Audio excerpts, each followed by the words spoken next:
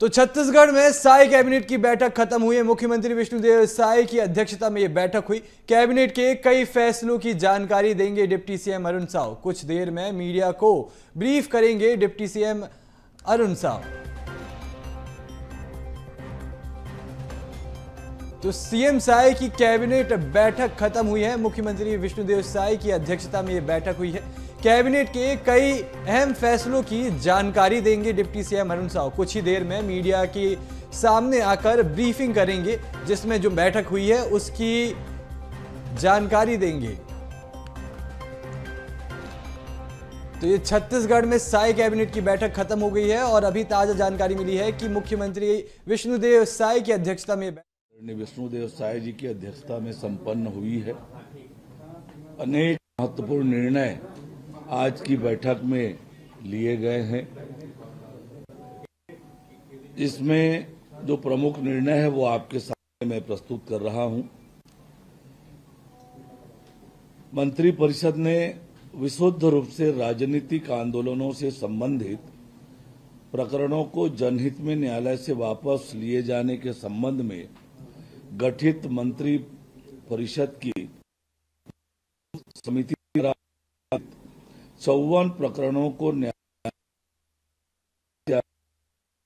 आगामी कार्यवाही के लिए अनुमोदन किया है। सार्वजनिक वितरण प्रणाली के अंतर्गत पात्र हितग्राहियों को वितरण हेतु नागरिक आपूर्ति निगम को चना उपार्जन ई ऑक्शन प्लेटफॉर्म के माध्यम से क्रय किए जाने की अनुमति दी गई है। खरीफ विपणन वर्ष 2024-25 में राज्य में मक्का फसल तथा प्रधानमंत्री अन्नदाता आय संरक्षण अभियान अंतर्गत दलहन, तिलहन और रबी विपणन मौसम 2025-26 में चना, मसूर, सरसों के उपार्जन हेतु नेफेड एवं एनसीसीएफ को प्रोक्योरमेंट एजेंसी के रूप में नियुक्त करने का निर्णय लिया गया है।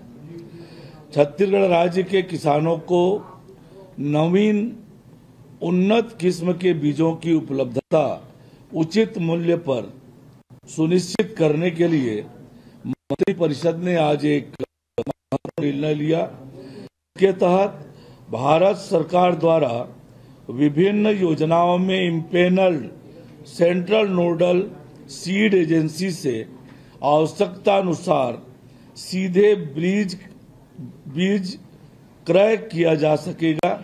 इसके लिए छत्तीसगढ़ राज्य बीज एवं कृषि विकास निगम को छत्तीसगढ़ राज्य भंडार क्रय नियम 2002 के नियम 4 में छूट देने का निर्णय लिया गया।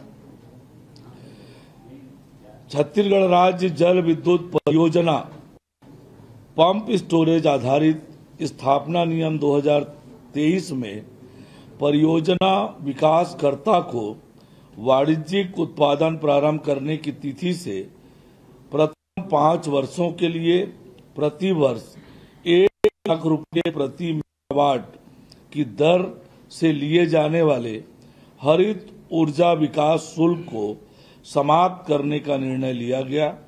हरित ऊर्जा शुल्क में प्रत्येक 5 साल में 25% की वृद्धि का भी प्रावधान था। इसे भी समाप्त कर दिया गया है। इससे राज्य में जल विद्युत परियोजनाओं और ग्रीन एनर्जी के उत्पादन को बढ़ावा मिलेगा। एक अन्य महत्वपूर्ण निर्णय में 5वीं एवं 8वीं की परीक्षाओं को केंद्रीकृत किए जाने के लिए स्कूल शिक्षा विभाग को अधिकृत किया गया है, जिससे कि राज्य में शिक्षा का स्तर अच्छा हो सके और उसमें सुधार आ सके।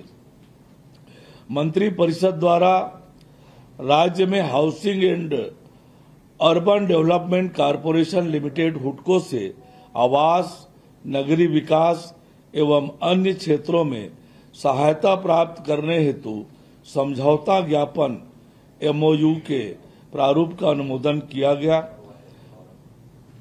गौरतलब है कि छत्तीसगढ़ राज्य को हुडको द्वारा आगामी 5 वर्षों में 1 लाख करोड़ रुपए तक की वित्तीय सहायता, परामर्श, क्षमता विकास सेवाएं प्रदान करने का प्रस्ताव दिया गया है। मंत्रिपरिषद द्वारा एक और महत्वपूर्ण निर्णय लिया गया। गृह निर्माण मंडल अब तक तथा भविष्य में प्राप्त होने वाली भूमि को आवासीय प्रयोजन में व्यपवर्तित करने पर राज्य शासन द्वारा लागू व्यपवर्तन शुल्क, प्रीमियम, अर्थदंड एवं भू राजस्व के पुनः निर्धारण से छूट प्रदान करने का निर्णय लिया गया। इससे हाउसिंग बोर्ड के मकान क्रेताओं को लाभ होगा। मंत्रिपरिषद द्वारा गृह निर्माण मंडल द्वारा फ्री होल्ड किए गए आवासीय भूखंडों के लिए व्यपवर्तन शुल्क और अर्थदंड से छूट प्रदान करने का निर्णय लिया गया। आज की ये महत्वपूर्ण सर इसमें 2-3 है सर।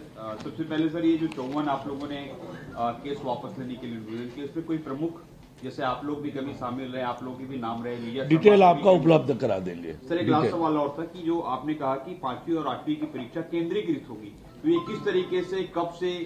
राज्य के निर्देश पर, राज्य के हिसाब से जो परीक्षाओं का समय निर्धारित है उसी समय पर होगा। नगरीय वाला जो अधिनियम में अध्यादेश लाने वाले थे पंचायत का आरक्षण वो हो सकता है अगले बैठक में आए। सर हरित ऊर्जा का जो आपने बताया है उसका कुछ डिटेल देंगे, कितना उस पर डिटेल आपको उपलब्ध करा देंगे। सर एक लास्ट सर, मनेन्द्रगढ़ में सर एक छात्रा को सर 3 टीचरों ने उनके साथ बलात्कार किया है और वो हिरासत में भी ले लिए गए हैं।